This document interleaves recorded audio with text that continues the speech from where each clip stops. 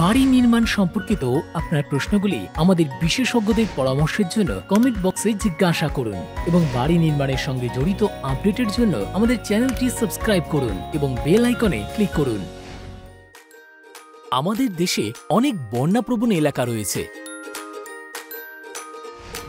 সাধারণত বর্ষাকালে বন্যায় অনেক বাড়ি ক্ষতিগ্রস্ত হয়। আসুন দেখি আপনি আপনার বাড়িকে কিভাবে বন্যা থেকে সুরক্ষিত করতে পারেন। বন্যাপ্রবণ এলাকায় বাড়ি নির্মাণ করার সময় মাটি থেকে উঁচুতে নির্মাণ করুন এবং প্লিন্থ লেভেলের উচ্চতা বেশি রাখুন। বন্যা প্রতিরোধী উপকরণ ব্যবহার করুন যা কমপক্ষে ৭২ ঘন্টা বন্যার জলের সংস্পর্শে থাকলেও তার কোনো প্রকার ক্ষতি হবে না, সুরক্ষিত থাকবে। বাড়ির সামনে একটি শক্তিশালী এবং বন্যা প্রতিরোধী দেওয়াল তৈরি করুন। আপনি কোটিং, সিলেন্ট অথবা আল্ট্রাটেক ওয়াটারপ্রুফিং এজেন্টও ব্যবহার করতে পারেন।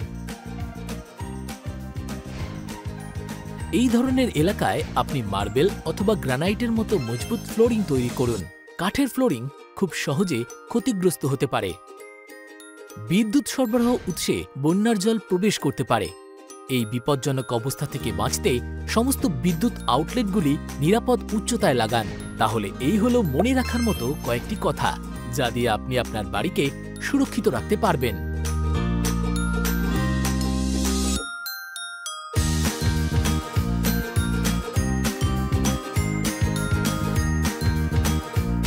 যদি আপনার কাছে এই সম্বন্ধে কোনো কিছু জিজ্ঞাসা থাকে তাহলে আমাদের নিচে দেওয়া কমেন্ট সেকশনে লিখুন।